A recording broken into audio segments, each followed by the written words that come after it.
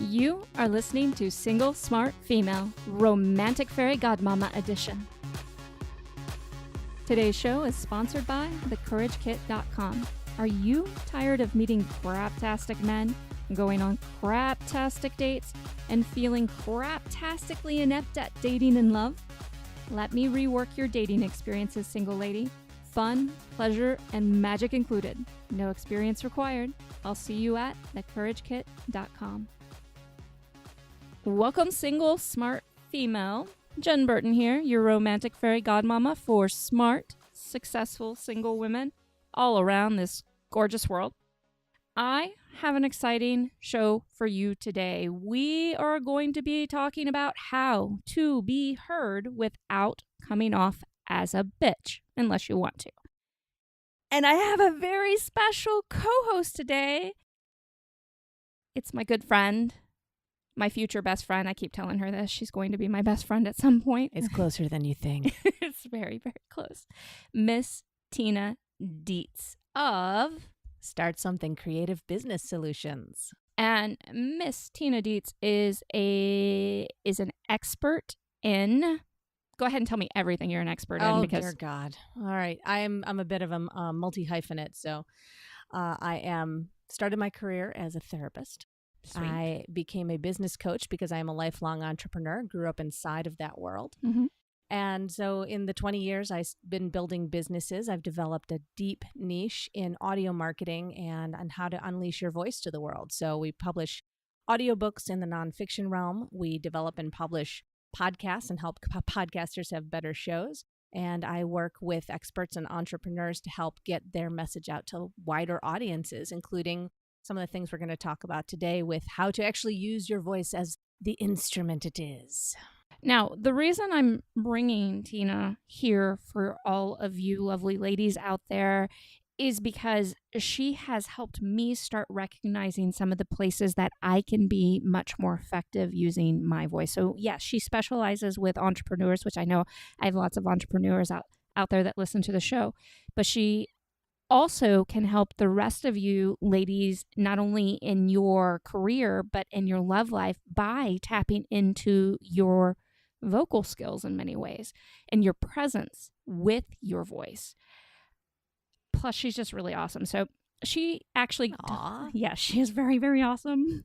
She came to me and said, hey, I would like to be on your show. And I was flattered because I didn't even consider it because I didn't realize that she would be interested. I was so excited when she said she wanted to be on the show. And I got a little giddy and then a little nervous. And and then all of a sudden we're spending time together in Austin. And I've been so happy, and now we're recording this show specifically, and this woman is an absolute wealth of knowledge, but we don't agree on everything. No, absolutely not. It'd be no fun if we did. Yes. So you might have, I don't want to call it debate. She called it debate, but you might hear a little debate here and there. Should we debate if it's a debate? We should debate. Yes, debate if it's a debate. Okay. And then I think we're even going to follow this show with some outtakes of us, which are very amusing. That's funny. With that said, did you have a specific place that you would like to get started today with our single smart female listeners? We could talk about all kinds of things. The thing that always surprises me the most, particularly with successful people, men and women, I hear this equally from men as I do women, is how much they don't like the way their voice sounds. That always surprises me.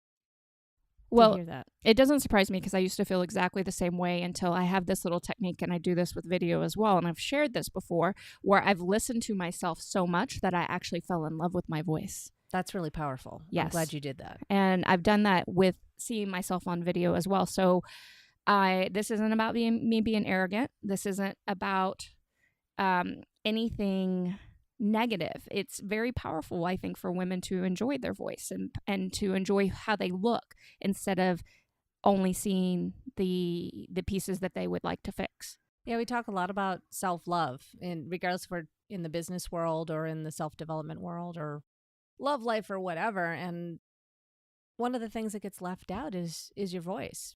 But if you think about it, our voice was our first really built-in communication tool. We came in, and that first cry was our first declaration that we deserve to be here. Like, Ooh, she gave me chills when she said, feed me, damn it, change a stupid diaper. God, all of that.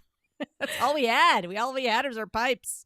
That's all we had to work with. So, and I think that sometimes as we get older and start conforming to norms and rules and all of that crap that we deal with, we really start to hold back on what we really want to say.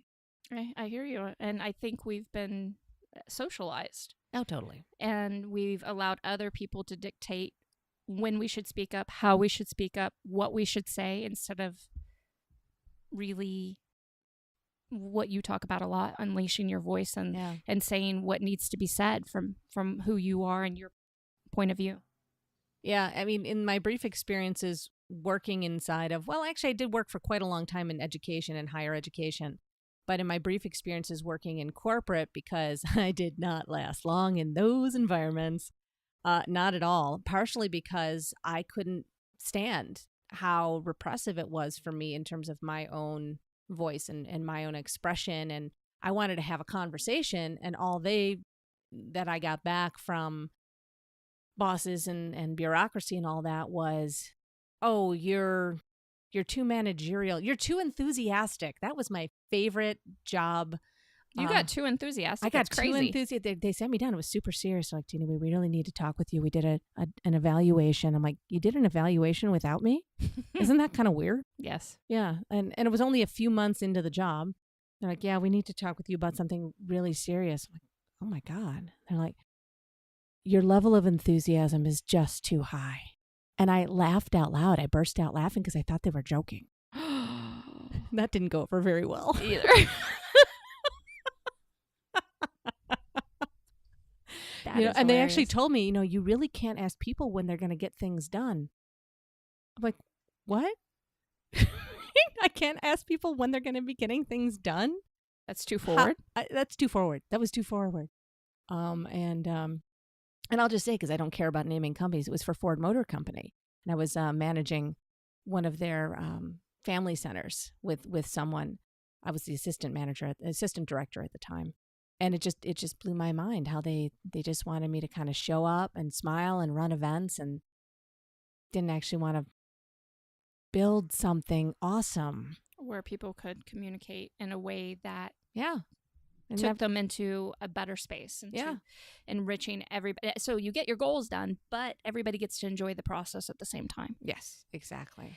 So I know from the women I work with a lot of women that are in corporate environments. And I know, even though they are not always willing to disclose all pieces of it to me, because they feel very protective of it and they have to hide it, and I know that they're shutting down their voices in many ways in order to conform to that. But then they take that into their love lives, which can become even more problematic because it builds a high level of bitterness and being resentful over time.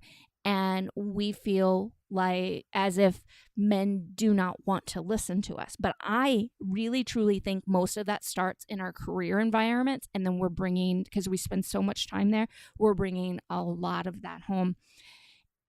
I also know from listening to you, because I've listened to you speak a few times now, and every time I do, I learn another piece. But I am so excited when you talk about the evolution of women's voices. Oh, yeah. Yeah, it's been kind of an interesting thing. And this is something that if I were going to go back and do some PhD work on, I might consider doing this. Something I've observed and other people have observed. There's a little bit of research on it if you go into the linguistics world, but I haven't really seen it studied from a more psychological point of view, is that women's voices, at least from the beginning of the 20th century until now, have gotten lower. And women's voices are, the way that they're characterized in media specifically, our pop culture references, our role models, all of that, voices have changed in that realm as well. So if you imagine, or if you know of any movies back from the early 1900s, from the beginnings of talkies, the heroine was always talked way up here, and she had a very high and musical but very smooth voice, and she would say, "Oh, darling," and things like that. And oh no, I could never. And her voice was much more in her throat, much more in her face. Voice has placement, the way you use your vocal cords. But if you were considered to be Mae West or Lauren Bacall, or then it's, why don't you come up and see me sometime? And it's way down here. It's actually not even in her chest though; it's still in her throat, but it's this slow Marlene Dietrich. Way down. She spoke very low, and I can't do the German. But how were they classified in public? So they were classified. So the heroines were always up high. They were innocent and pure. Were always had the higher voices, and the women who were worldly and knowledgeable or dangerous had low voices. And over time, we see less and less of that. If you look at romantic comedies, you'll see some of that still in there. Mostly because the studies that have been done on women in voice, which aren't nearly as many as I would love to see, show that men, when they're looking for a romantic partner, this isn't a hard and fast, ladies, so don't get hung up on this. But when they're getting to know a woman, musicality in the voice is a quality that's associated with it being easier to get to know someone initially. So when I do workshops and things like that, we talk about the power of the word hi. And this is a really simple thing. The word hi actually imitates a sigh. It's an exhale of the breath. I use hi a lot. Yeah, I use hi a lot too. And I didn't realize that I didn't know why. Yeah, I didn't even realize it was helpful until I dove into this. When a sigh indicates relaxation. And because we're humans, and we are empathic, when we are relaxed, the person across from us or next to us also starts to relax automatically. It's really powerful. So when you say hi, you're almost automatically starting your conversation with a relaxation response that they then can respond to and kind of step in closer to you in terms of trust and all of that, rather than hello, which is more formal, or good to meet you. Now you can tack on those things afterwards. Hi, pleasure to meet you. Hi, so great to have you here. Those kinds of things. But the hi actually does trigger a relaxation response. But it goes back to this idea that when a voice is musical, it doesn't have to be necessarily lower or higher, but when a voice is musical, it relaxes the people involved in the conversation. It makes you more approachable, correct? Very much more approachable. That is very distinct, though, from when you are trying to run a meeting and getting things done. So it's the difference vocally between, hi, it's so great to meet you, and let's talk about this in our next quarter meeting, shall we? Yeah, I definitely hear you on that. I've heard you say this. And when my brain started, when I first heard you say this, started just going in all different directions, and how you use that with it, whether you're inside a corporate setting or whether you're inside a very a dating setting, something like that. And I was sitting there thinking, then I think it actually could be really interesting to mesh the two, even if you're inside of a corporate setting, you can create this environment of friendliness, but get down to business at the same time, and really create a culture where things you have to get things done. You have to, what's the word I'm looking for? I totally lost my word on that. You have to be very productive, but there's no reason productivity can't be fun at the same time. Exactly. You can be very welcoming coming into a room. One of the things that works really well, this vocal change, this vocal switch, is when you go from welcoming people into a room, say for a meeting, versus actually getting the meeting started. And you'll hear teachers do this a lot, and it's really ineffective. But you'll hear it in many different settings where instead of dropping the voice and being more authoritative, and saying, all right, let's get started, they'll say, come on, guys, let's get started. And they'll do things like that. And that doesn't work nearly as well. I even feel it in myself. If somebody does that high approach, I immediately want to screw off. I immediately want to start clowning around. Whereas it's, okay, let's get started. It's like, oh, okay, it's time to get started. I agree with you. So you can start with the hi as somebody's coming in. Yeah. This is a welcoming environment, but you can make a switch to get started, to get down to business. Exactly. I think that works really, really well. where would you go? Okay, so we're talking today about how to be heard without coming off as a bitch. And we talked about this for just a few minutes before we actually started recording. And you brought up some very important points about no matter what you say, ultimately it's the person's choice to hear you. Right. And I wanted to dive into more of that. Yes. So can you go into that a little bit more? Yeah, there's a little bit of a catch-22 here because we want to be powerful in our communication, and we also can't be responsible for how that communication is received 100%. We can do our best, and sometimes we're not going to be heard the way we're intended because of the filter that they're listening through. And that can be super frustrating. I can't tell you how many times in my 20s and early 30s that I got misunderstood in meetings or in communications or with family or with friends or lovers or whatever, simply because what I was trying to say didn't land for them the way I had intended. And that is where I think being really mindful of our own power as communicators and our power as women in delivering a message with intention is really helpful. And being mindful is really distinct from overanalyzing, as I have learned very well in my own life. Very fine line in between the two sometimes. So, yeah, what's your take on that, Jen, in terms of how responsible can we really be, though? I personally think that, especially we as women, we have a place we can step up. Now, I agree with you because I know we cannot eliminate every filter that's out there. There's just no way. And for us to take personal responsibility on that, it's ridiculous. I think we take personal responsibility for way too much as it is. Every freaking thing. For every freaking thing as women. But I don't necessarily think that we are taking enough responsibility for the way that we're communicating. And at times, and I think we as women tend to over communicate, which to me dilutes the message. And we put way too much energy into making sure we are so crystal clear that we're almost apologizing for what we're saying. But I do agree with you 100% that it's not our responsibility.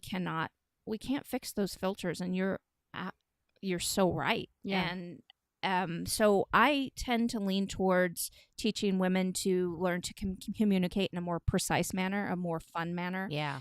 more playfulness, because that resonates really well with men Very specifically. And I actually think that resonates with, you don't have to go overboard with it, but it resonates really well in a corporate environment too. It's taking a level of that playfulness into your work environment.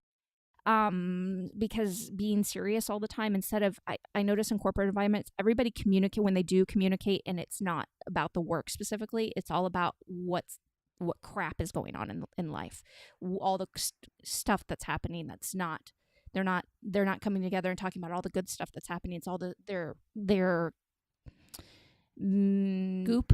Yes, they're talking about the goop.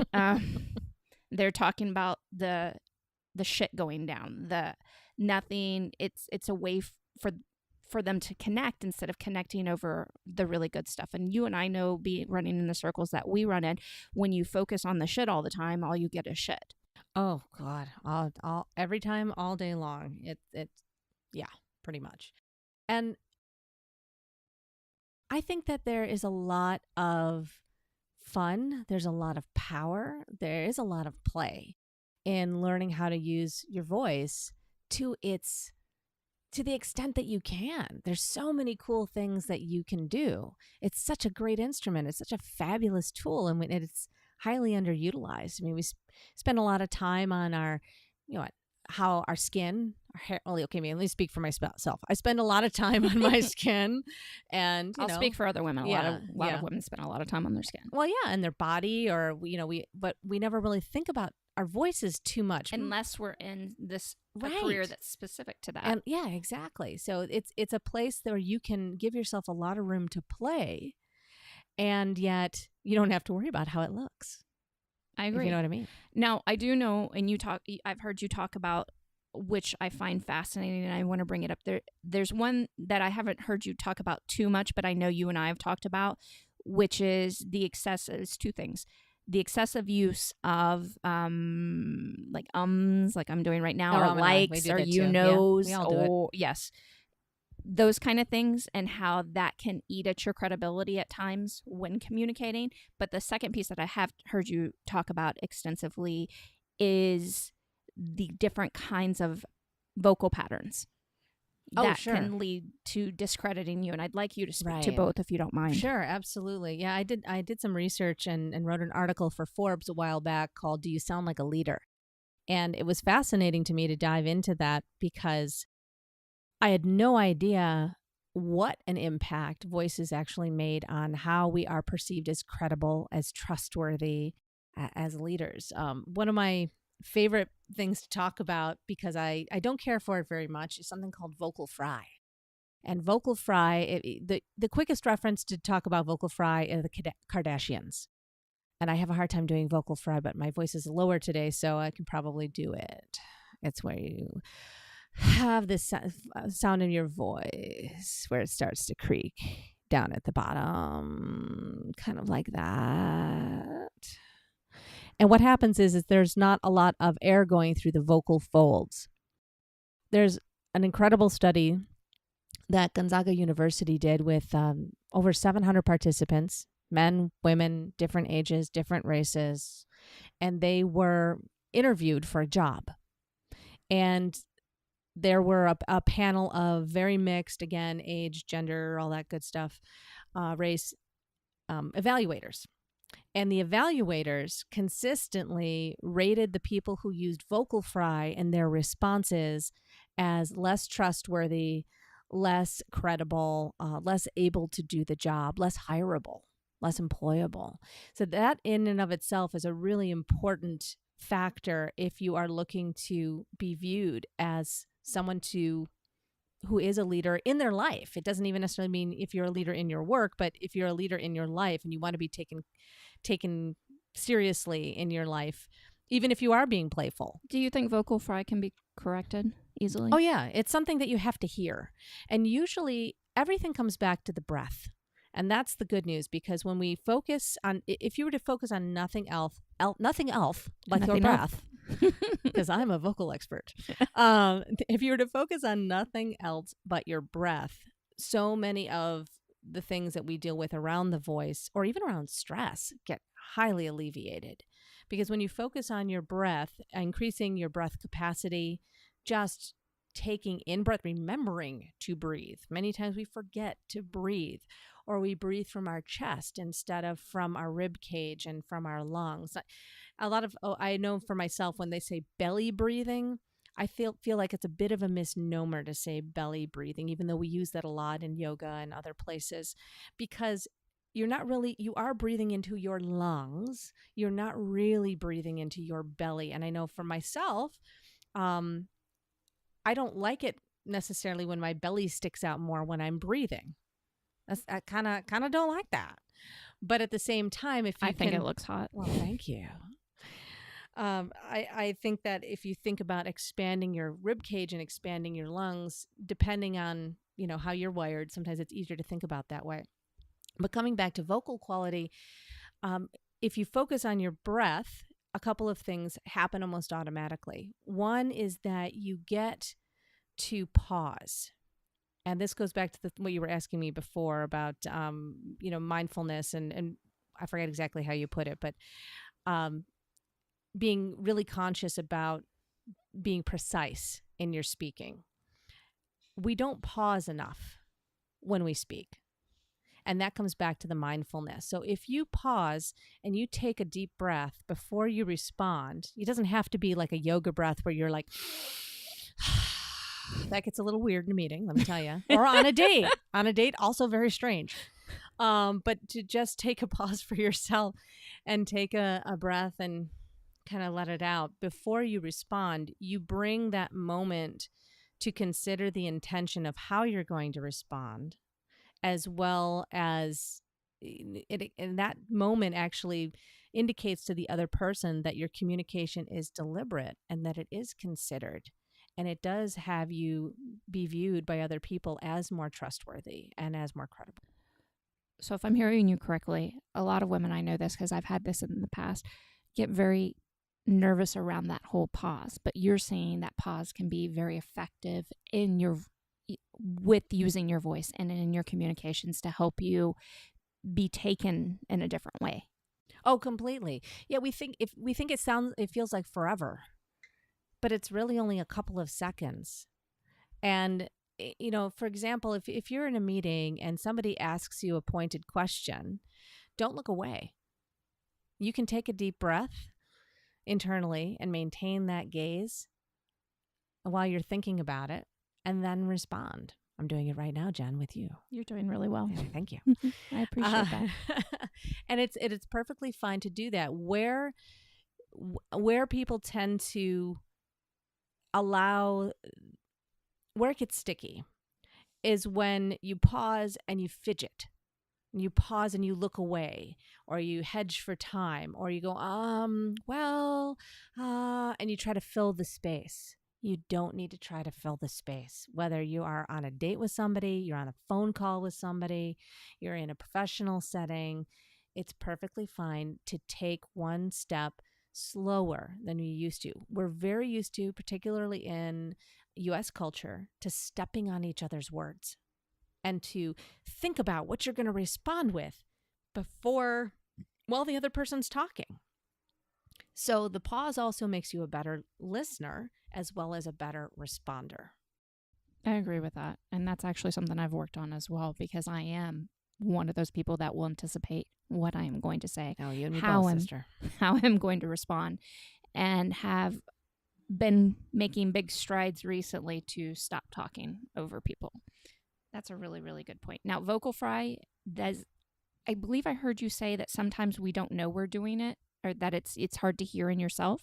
Is that correct? This is it's good to buddy up. Sometimes you can hear it in yourself. You can record yourself. Let's say you've got a presentation coming up and you want to rehearse that presentation. Record your voice just on your phone. You don't even have no fancy, not like this awesome setup that you have, Jen. You don't have to do any of that. You can just record yourself on your phone and see if it's present, or ask your friends. Ask people you trust. Don't ask any old friend. Ask people you trust. Now, what's the phenomenon called where a woman, well, we're talking to mainly women, but I'm sure men do this as well, where you end each sentence in a question form? Uptalk. Uptalk, yes. So uptalk is when you end all of your sentences like they're a question, which makes people question your credibility because it sounds like you don't know what you're talking about. This one fascinates me. I love this one. It's very, very common. It happens a lot when you are in a high stress communication setting. Okay. And it's just a natural thing where you're kind of, we all look for approval. Human beings are approval seeking machines. Yes. Right? I've even you and I hanging out this morning, I probably sought approval from you, either from your body language or vocal cue or your response at least 10 times. Because I crave that, Jen. Well, thank you. Yes. I'm glad to know you want my approval. I freely give it to you. Thank you. With other things. And the trick is that, over the years, I've learned to make it mean not as much, but it doesn't mean it goes away. It's just a normal human response. Exactly. That's very important to say when we're talking about all of this. We're not telling you ladies that there's something fundamentally wrong with you. What we're saying is that you can take pieces, we're specifically talking about your voice right now, you can do things that can help you improve your credibility, help you be received better. But it's not something to make yourself sick over and to worry about, because that's what we do as women. We're like, oh, I need to do this. And now, oh, he won't hear me this way. Or if I do this in this meeting, it's all going to be, don't worry about it that much. These are things to consider, things to possibly practice, but nothing to freak out about. One of my things that I work on constantly and I'm working on with my kiddo as well is using overuse of certain phrases. Like. Do you have any suggestions for that? Again, it's mostly a matter of tempo. We're speaking too fast and speaking without consideration. That's usually what that comes from. I say and all the time when in day-to-day conversation. You've heard me do it all the time. But, when I get in a professional setting and I'm really conscious The more conscious I am about how I speak, the less it shows up. Okay. That's really it. And if you are losing your place, you pause. Breathe and pause. And breathe and pause. Breathe and pause. You don't have to stick your belly out. You don't have to stick your belly out. I like sticking my belly out. You like sticking your belly out? Yeah, I do belly Show breathing. your belly. I swear that air's getting all the way down to my belly. Well, it probably is. You're probably right about that. But just me. Just nobody no, else. No. Oh, and that's just a personal preference, because sometimes we're trying to like suck into air in our stomach and it hurts, as opposed to actually focusing on the lungs. But that's a finer point of the fact that But it both is my parents are important. yoga teachers. So Well, and I taught yoga for years as well. But there is an important point here of learning to use the breath and attempting to breathe more deeply instead of such a shallow breath all the time. yes, Because I think it so helps. much. It calms our parasympathetic. I can't even say it. Right? Parasympathetic. Parasympathetic nervous tongue system. twister. Yes, Yay. it is. Yes. And as well as gives you that moment to pause. Those pauses aren't going to necessarily be received like we think they're going to be. So learning how to use them, they can be very powerful too. And sometimes it can shift the energy into somebody else's court so that they feel responsible for that moment and come back with things that you want to hear. Exactly. And if you really need a couple of moments to think about something, you can say something like, "That's a good question," or "Let me think about that for a moment," or "I'm going to give that some thought for just a second before I respond." I'm actually coming up with a list of those type of responses, because high stress communications are something that we are all dealing with these days on an almost daily basis, whether it's in our romantic life or a professional life. There's a lot of stress. It impacts all of us. And I know I live a fairly high stress life. I do. I'm the sole breadwinner for my family. I own a company. I deal with You health do some crap. shit. I got some shit going on Mm-hmm. all the time. And, I got a brain that goes 100 miles an hour, but a body that doesn't. So that's always a balance that I'm looking at working towards, right? And balance, not like static, balance like a tree. It moves, right? When we do tree pose in yoga, your balance is in the small movements. It's not in trying to stay perfectly still, because you can't. We're humans. We move. I forgot even the point I was trying to make there, but it sounded pretty cool. You actually hit me with something. So I think what can be very valuable for all my single smart females here is that we can use our voice not only as a tool to communicate, but as a tool to treat ourselves more kindly. Oh, yeah.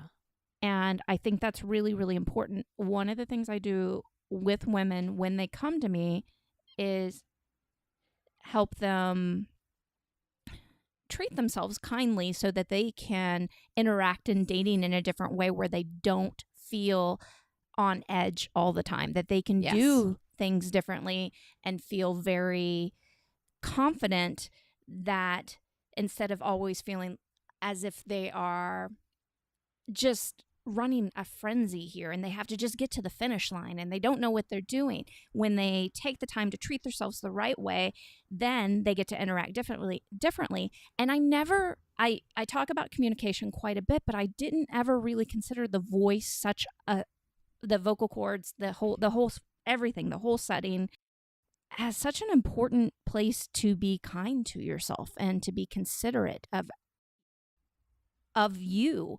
And then in reference with other people can start to interact in a way that allows you to be heard in a different way. Right. Yeah, I think that's beautifully put. And I love the idea that we're being kind to ourselves. One of the articles on my blog is about vocal techniques to reduce your stress right now.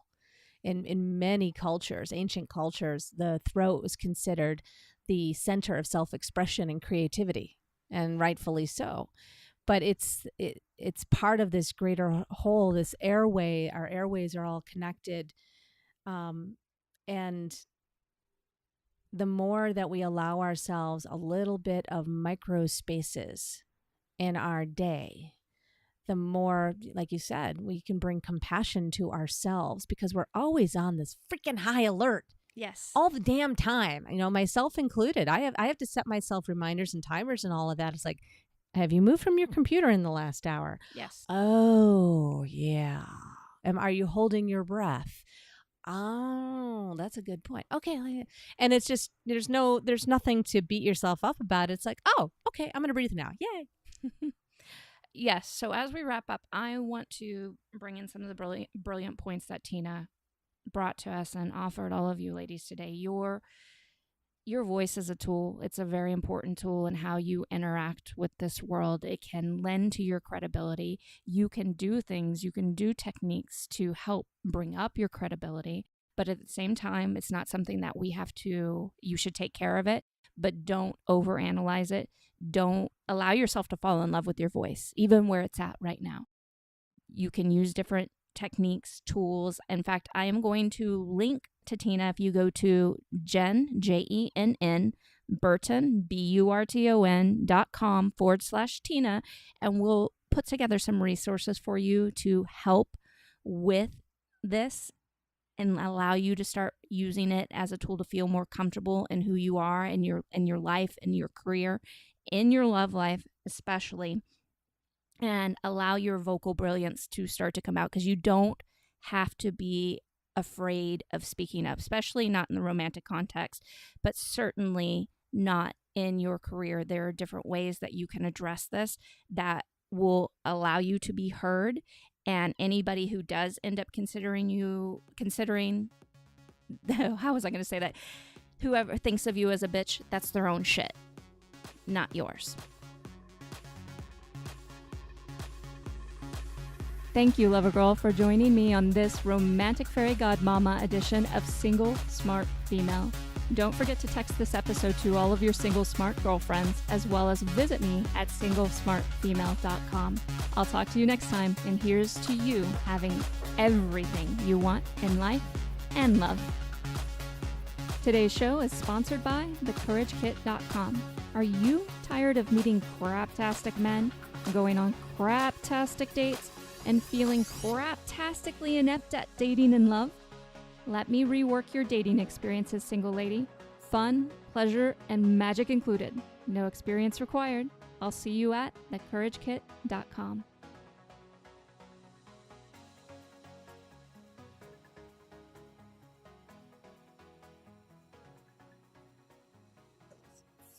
Say this again. In voice acting or in speaking, one of the things you can do to loosen up your vocal cords is to use vibration on your neck and on your throat. We don't really think about how complex our neck muscles are, and there's a whole ton of stuff going on there because you're basically holding a bowling ball on a stem. It's heavy. So people use vibrators on their throat. So if you ever want to justify purchasing a vibrator, you can just say it's for neck massage. Okay. Yeah. Double duty. Yeah. Double duty. That's fascinating. Just got another whole new purpose. Are you okay if I get mine out right now? Your vibrator? Yes. Yeah. Let's see it. Does Let's it have do multiple this. settings? Okay. Oh, it's got all kinds of settings. Woohoo! Ha ha ha ho ho ho ho he ho ho ho ho. Hugga dance, podcast style. No. Okay. Do another one. Well, you can do tongue twisters. So rubber baby buggy bumpers, rubber baby buggy bumpers, rubber baby buggy bumpers, rubber baby buggy bumpers. Rubber baby buggy bumpers. Rubber baby buggy bumpers. Rubber baby buggy bumpers. How about C? I have a hard time with S's. S's are my nemesis. Sisses. They're gonna be your best friend. I'll be my best friend eventually. She sells seashells by the seashore. She sells seashells by the seashore. She sells seashells by the seashore. She sells some seashells by the seashore. She sells some seashells by the seashore. She sells seashells by the seashore. That's a good one. Unique New York. Unique New York. You know you need unique New York. Unique New York. Unique New York. You know you need unique New York. It's one of the hardest tongue twisters I've ever done. It took me months to do that. You're good.